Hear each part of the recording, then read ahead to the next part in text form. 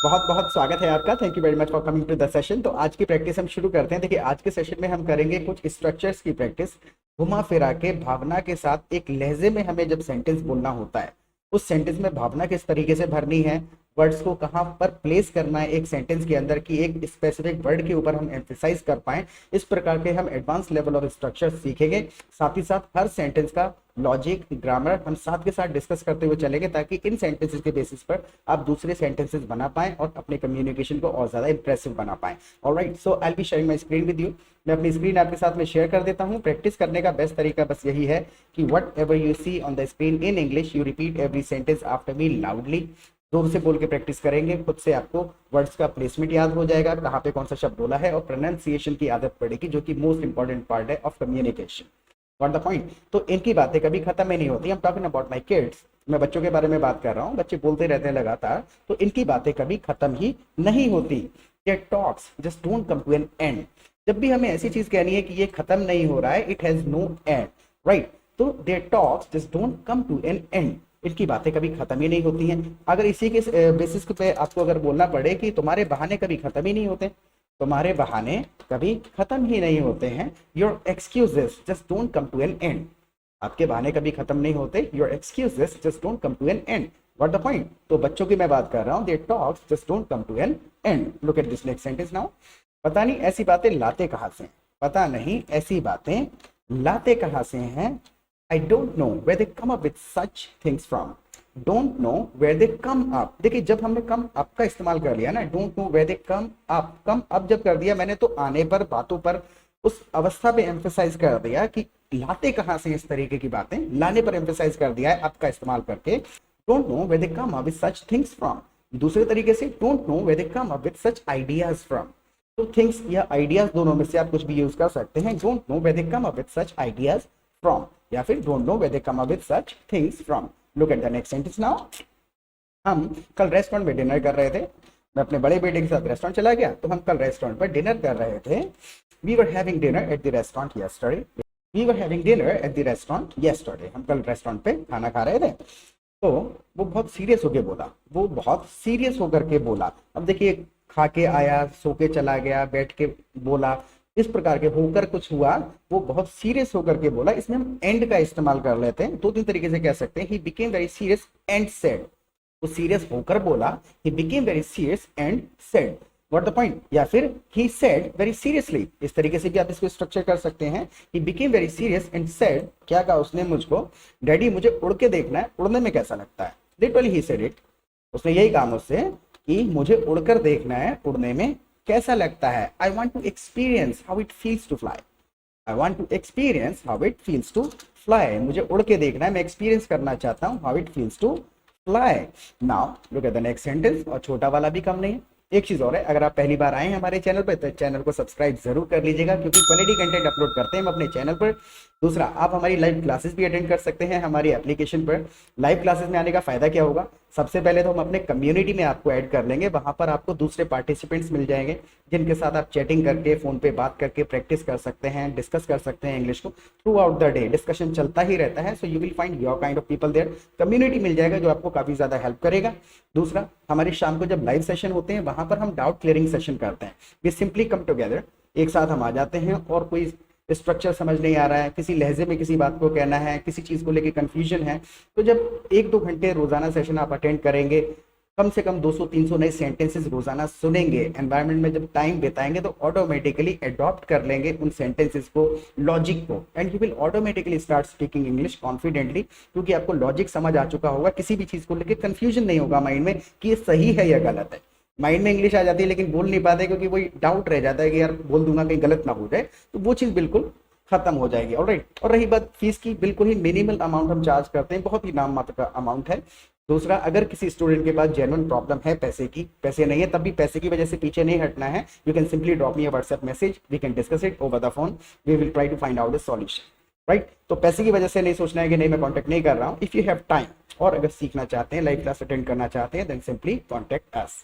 Alright. तो 2 काम करने हैं, चैनल को सब्सक्राइब करना है और लाइव क्लासेस में जरूर आना है अगर टाइम है तो। Okay, let's get back to it now. और छोटा वाला भी कम नहीं है, छोटा वाला भी कम नहीं है, तो and the younger one also is not any less. छोटा वाला भी कम नहीं है, यहाँ पर एनी लेस का हम इस्तेमाल कर लेंगे, एनी ना भी लगाना आप चाहें तब भी आप कह सकते हैं। The younger one is also not less, लेकिन एनी लेस लगा दिया जाता है ऐसी कंडीशन में। कुछ एक वर्ड्स ऐसे हैं जो कि यूज होते ही होते हैं एक सेंटेंस में इंग्लिश में रंग भरने के लिए। हिंदी में जैसे कई सारे शब्द इस्तेमाल कर लेते हैं हम रंग भरने के लिए जिनका कोई यूज नहीं होता है, बस वो जान डाल देते हैं सेंटेंस में। The younger one is also not any less, छोटा वाला भी कम नहीं है। नाउ मैं दोपहर को 3 बजे सोने की कोशिश कर रहा था, मैं दोपहर को 3 बजे सोने की कोशिश कर रहा था। I was trying to take a nap at around 3 in the afternoon। Nap का मतलब होता है झपकी लेना, थोड़ी बहुत देर के लिए जब आप सोने की कोशिश करते हैं, try to take a nap, और सोने की कोशिश करते हैं तो आप डीप स्लीप लेने की कोशिश करते हैं। I was trying to take a nap at around 3 in the afternoon। मैं दोपहर को 3 बजे सोने की कोशिश कर रहा था। वो मेरे पास आता है और कहता है, छोटा वाला, वो मेरे पास आता है और कहता है, he comes up to me and says, I was trying to take a nap in the afternoon at around 3 o'clock, he comes up to me and says, वो मेरे पास आता है और दोपहर को 3 बजे मुझसे क्या कहता है, क्या आप मेरे कस्टमर बन सकते हो, क्या आप मेरे कस्टमर बन सकते हो, can you become my customer, can you become my customer. उसने मुझसे आके कहा, can you become my customer. मैंने पूछा, क्या बेच रहे हो, बिल्कुल बेसिक सेंटेंस है। मैंने पूछा, क्या बेच रहे हो, I asked what are you selling, क्या बेच रहे हो, I asked what are you selling. बहुत खुश होकर उसने मुझसे कहा, बहुत खुश होकर कहा, आज दुकान में बहुत सामान है। बहुत खुश होकर उसने मुझसे कहा, आज दुकान में बहुत सामान है। Very excitedly he said, there are lot of things in the store today. Very excitedly he said to me, there are lot of things in the store today, यानी आज दुकान में, स्टोर में बहुत सारी चीजें हैं। Very excitedly he said to me, there are lot of merchandise in the store today. Merchandise भी आप कह सकते हैं या फिर लॉट ऑफ थिंग्स इस्तेमाल कर सकते हैं, दोनों शब्द इस्तेमाल किए जा सकते हैं। Look at this new sentence now. जब मैंने ध्यान से देखा, थोड़ी चम्मचें, बहन का पेंसिल बॉक्स जो बैग में से निकाल के लाया था वो, और आधा खाया हुआ सेब टेबल पे बड़ा अच्छे तरीके से सजा रखा था। जब मैंने ध्यान से देखा तो क्या क्या था, थोड़ी चम्मचें थी which he brought from the kitchen, तो वो किचन से लाया था। बहन का पेंसिल बॉक्स था और आधा खाया हुआ सेब टेबल पे बड़े अच्छे तरीके से सजा रखा था। ये सिचुएशन है, देखने में बहुत बड़ा सेंटेंस लग सकता है लेकिन काफी इजी है। अगर आपको स्ट्रक्चर आता है तो सेंटेंस को ब्रेक करना आना चाहिए, तोड़ तोड़ के कौन सी चीज किसके बाद बोलनी है। Look at this, when I look carefully, जब मैंने ध्यान से देखा, या फिर आप कह सकते हैं व्हेन आई लुक क्लोजली देखा, ध्यान से देखा। When I look closely, few spoons, pencil box of his sister and half eaten apple यानी आधा खाया हुआ सेब, half eaten apple was placed on the table elegantly, यानी बहुत अच्छे तरीके से प्लेस था, सजा रखा था। When I look closely, few spoons, pencil box of his sister and half eaten apple was placed elegantly on the table पे बहुत अच्छे तरीके से सजा के सारा का सारा सामान रखा हुआ था। तो सेंटेंस को तोड़ना आना चाहिए। एक सेंटेंस में मैक्सिमम 4 से 5 शब्द हो सकते हैं।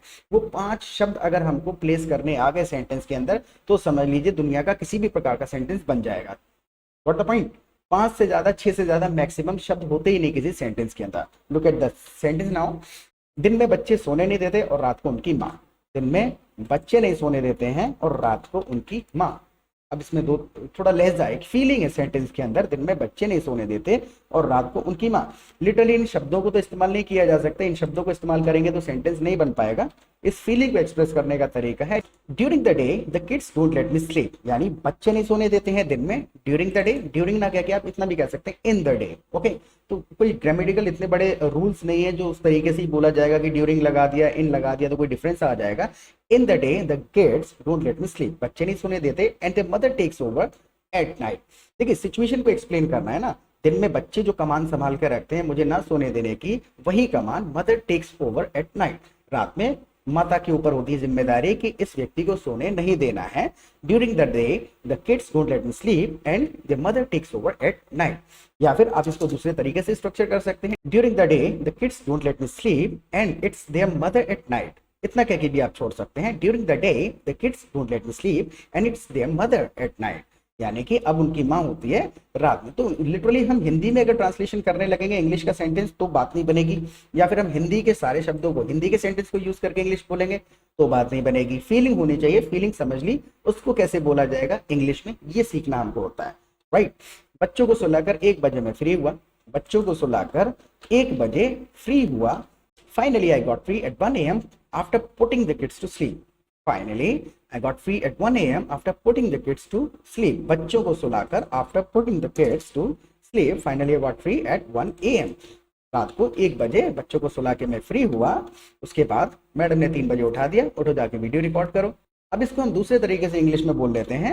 इट वॉज अराउंड 3 AM, लगभग 3 बजे थे। It was around 3 AM when she woke me up, जब उसने मुझको उठाया। It was around 3 AM when she woke me up, या फिर she woke me up at around 3 AM, madam woke me up at around 3 AM, she woke me up at around 3 AM।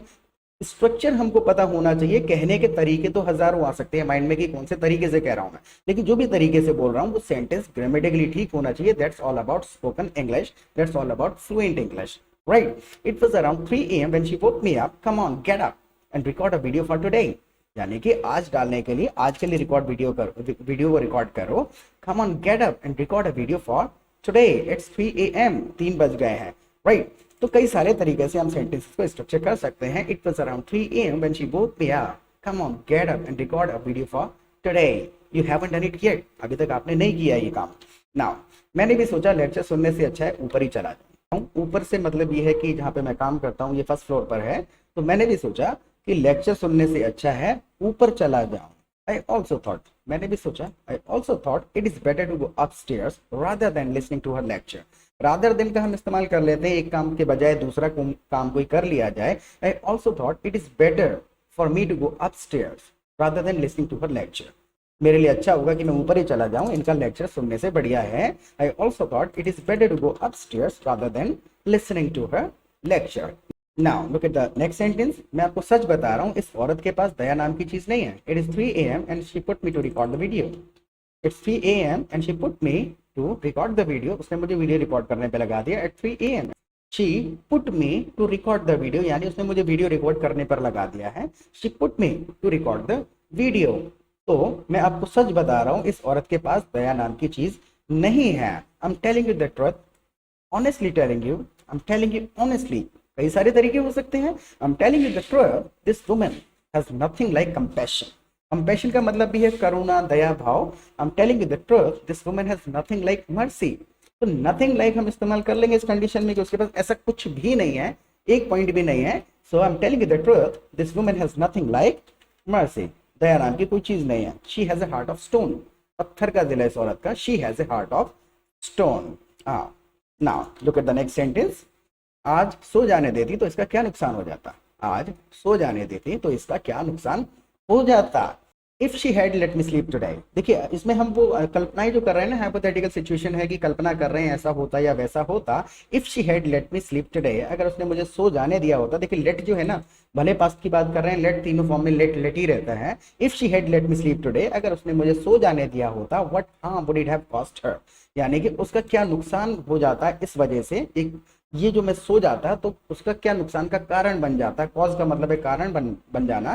What harm would it have caused her, यानी उसको क्या नुकसान पहुंच जाता मेरे सोने से। If she had let me sleep today, what harm would it have caused her. तो 2-3 बार जब आप सेशन को देखेंगे खुद से आपको वर्ड्स का placement, logic, grammar, literal grammar तो यूज होता भी नहीं है हमारे इन सेशन में। एक्चुअली ग्रामर यूज होता नहीं है when it comes to speaking naturally, तो हम ग्रामर को छोड़ देते हैं, वर्ड्स के प्लेसमेंट से सारा का सारा काम चलता है।